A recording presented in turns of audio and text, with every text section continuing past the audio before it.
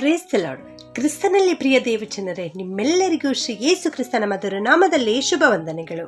ಈ ದಿನದ ದೇವರ ವಾಕ್ಯ ಮತ್ತಾಯನು ಬರೆದ ಸುವಾರ್ತೆ 21ನೇ ಅಧ್ಯಾಯ 14ನೇ ವಚನ. ಆಗ ಕುರುಡರೂ ಕುಂಟರೂ ದೇವಾಲಯದಲ್ಲಿ ಆತನ ಬಳಿಗೆ ಬರಲು ಅವರನ್ನು ಸ್ವಸ್ಥ ಮಾಡಿದನು. Matthew chapter 21 verse 14. The blind and crippled came to him in the temple and he healed them. ಇವತ್ತಿನ ವಾಕ್ಯದಲ್ಲಿ ನಾವು ನೋಡ್ತಾ ಇದ್ದೇವೆ, ನಮ್ಮ ಯೇಸು ಸ್ವಾಮಿ ದೇವಾಲಯವನ್ನ ಶುದ್ಧೀಕರಣ ಮಾಡಿದ್ದು ಎಂಬುದಾಗಿ. ಯೇಸು ಸ್ವಾಮಿ ಯೆರೂಸಲೇಮನ್ನ ಅರಸನ ಹಾಗೆ ಪ್ರವೇಶ ಮಾಡಿದ ಮೇಲೆ ಆತನು ದೇವಾಲಯಕ್ಕೆ ಹೋದರು. ದೇವಾಲಯದಲ್ಲಿ ಆತನು ಮಾಡಿರ್ತಕ್ಕಂಥ 3 ಕಾರ್ಯಗಳನ್ನು ನಾವು ನೋಡ್ತಾ ಇದ್ದೇವೆ. ಮೊದಲನೇದಾಗಿ ಆತನು ಮಾರುವವರನ್ನು ಕೊಳ್ಳುವವರನ್ನು ಅಲ್ಲಿಂದ ಓಡಿಸಿ ಬಿಟ್ಟರು. ಯಾರ್ಯಾರು ಅಲ್ಲಿ ಬಂದು ಕೊಂಡುಕೊಳ್ತಾ ಇದ್ದಾರೋ ಅಥವಾ ಮಾರಾಟ ಮಾಡ್ತಾ ಇದ್ದಾರೋ ಅಂಥ ಜನರನ್ನು ಯೇಸು ಸ್ವಾಮಿ ಅಲ್ಲಿಂದ ಓಡಿಸಿ ಬಿಟ್ಟರು. ಎರಡನೆಯದಾಗಿ ಚಿನಿವಾರರ ಮೇಜುಗಳನ್ನು ಕೆಡವಿ ಬಿಟ್ಟರು ಎಂಬುದಾಗಿ. ಚಿನಿವಾರರು ಎಂದರೆ ಅವರು ಮನಿ ಚೇಂಜರ್ಸ್, ಹಣವನ್ನು ಬದಲಾಯಿಸಿ ಕೊಡುವಂಥವರು. ಒಂದು ದೇಶದಿಂದ ಇನ್ನೊಂದು ದೇಶಕ್ಕೆ ಹೋದಾಗ ಅವರ ದೇಶದ ಹಣ ಅಲ್ಲಿ ಯಾವ ಬೆಲೆ ಇರಲಾರದು. ಆದುದರಿಂದ ಅವರು ಅಲ್ಲಿ ಹೋಗಿ ತಮ್ಮ ಹಣವನ್ನು ಬದಲಾಯಿಸಿಕೊಳ್ಳಬೇಕಾಗುತ್ತದೆ. ಇಲ್ಲಿ ಅನೇಕರು ಇಲ್ಲಿ ಕುಳಿತುಕೊಂಡು ದೇವಾಲಯದಲ್ಲಿ ಕೂತುಕೊಂಡು ಆ ಹಣವನ್ನು ಬದಲಾಯಿಸುವಂತಹ ಕೆಲಸವನ್ನು ಮಾಡ್ತಾ ಇದ್ದರು. ಆ ರೀತಿ ಅವರು ಹಣವನ್ನು ಬದಲಾಯಿಸಿ ದೇವಾಲಯಕ್ಕೆ ಕಂದಾಯ ಕಟ್ಟಬೇಕು ಎಂಬುದಾಗಿ ಅವರು ಆ ರೀತಿ ಮಾಡ್ತಾ ಇದ್ದರು. ಆದುದರಿಂದ ಅಲ್ಲಿ ಯೇಸು ಸ್ವಾಮಿ ಆ ಚಿನಿವಾರರ ಮೇಜುಗಳನ್ನು ಕೆಡವಿ ಬಿಟ್ಟರು. ಮೂರನೆಯದಾಗಿ ಪಾರಿವಾಳ ಮಾರುವವರ ಕಾಲ್ಮಣೆಗಳನ್ನು ಕೆಡವಿ ಬಿಟ್ಟರು ಎಂಬುದಾಗಿ.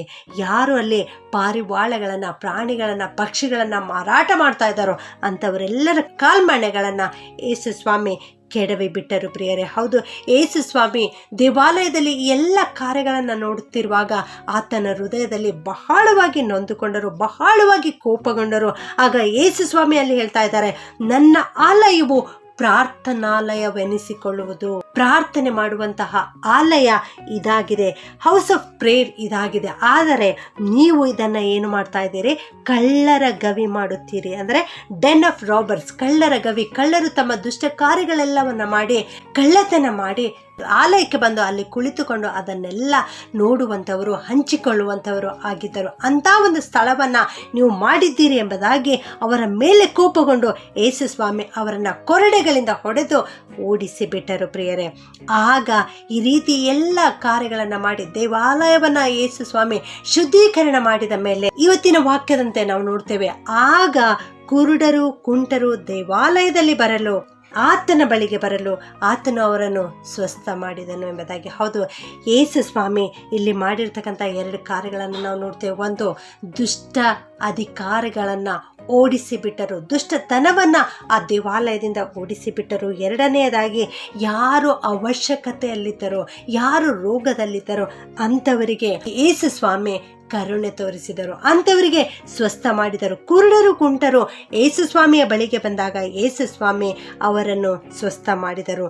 ನನ್ನ ಪ್ರಿಯ ದೇವಜನರೇ, ಇವತ್ತು ನಾವು ಆತ್ಮೀಕ ಕುರುಡುತನದಿಂದ ತುಂಬಿರಬಹುದು, ಆತ್ಮೀಕ ಕುಂಟರು ನಾವಾಗಿರಬಹುದು.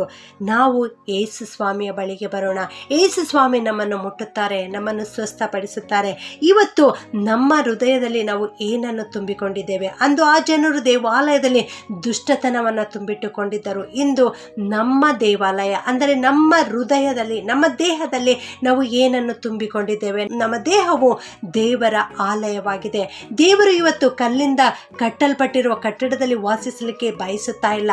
ಆತನು ಬಯಸುತ್ತಿರುವುದು ನನ್ನ ನಿನ್ನ ಹೃದಯದಲ್ಲಿ, ನಮ್ಮ ದೇಹದಲ್ಲಿ ಆತನು ವಾಸಿಸಲಿಕ್ಕೆ ಬಯಸ್ತಾ ಇದ್ದಾರೆ. ನಮ್ಮ ಹೃದಯ, ನಮ್ಮ ದೇಹ ಇವತ್ತು ಯಾವ ರೀತಿಯಾಗಿದೆ? ಅಂದು ಯೆರೂಸಲೇಮಿನ ದೇವಾಲಯದಲ್ಲಿ ದುಷ್ಟತನ ತುಂಬಿಕೊಂಡ ಹಾಗೆ ನಮ್ಮ ಹೃದಯದಲ್ಲಿ ನಾವು ದುಷ್ಟತನವನ್ನು ತುಂಬಿಟ್ಟುಕೊಂಡಿದ್ದೇವ? ನಮ್ಮ ದೇಹವನ್ನು ನಾವು ಅಪವಿತ್ರಗೊಳಿಸಿಕೊಳ್ತಾ ಇದ್ದೇವಾ? ನಮ್ಮನ್ನು ನಾವು ಪರೀಕ್ಷೆ ಮಾಡಿಕೊಳ್ಳೋಣ. ಯೇಸು ಸ್ವಾಮಿಯ ಬಳಿಗೆ ಬರೋಣ. ಯೇಸು ಸ್ವಾಮಿ ನಮ್ಮನ್ನು ಶುದ್ಧೀಕರಿಸುತ್ತಾರೆ, ನಮ್ಮ ಹೃದಯದಲ್ಲಿ ಬಂದು ವಾಸಿಸುತ್ತಾರೆ ಮತ್ತು ನಮಗೆ ಬೇಕಾಗಿರುವಂಥದ್ದನ್ನು, ನಮ್ಮ ಅವಶ್ಯಕತೆಗಳನ್ನು ಆತನು ಪೂರೈಸುತ್ತಾರೆ. ಪ್ರಾರ್ಥನೆ ಮಾಡಿಕೊಳ್ಳೋಣ. ಪ್ರೀತಿಯ ಪರಲೋಕದ ತಂದೆಯಾದ ದೇವರೇ, ನಿಮಗೆ ಸ್ತೋತ್ರ ಉಂಟಾಗಲಿಯಪ್ಪ. ಅಂದು ಯೆರೂಸಲೇಮನ್ನು ಪ್ರವೇಶಿಸಿ ದೇವಾಲಯವನ್ನು ಶುದ್ಧೀಕರಿಸಿದ ದೇವರೇ, ನಿಮಗೆ ಸ್ತೋತ್ರ ಉಂಟಾಗಲಿ ಕರ್ತನೆ.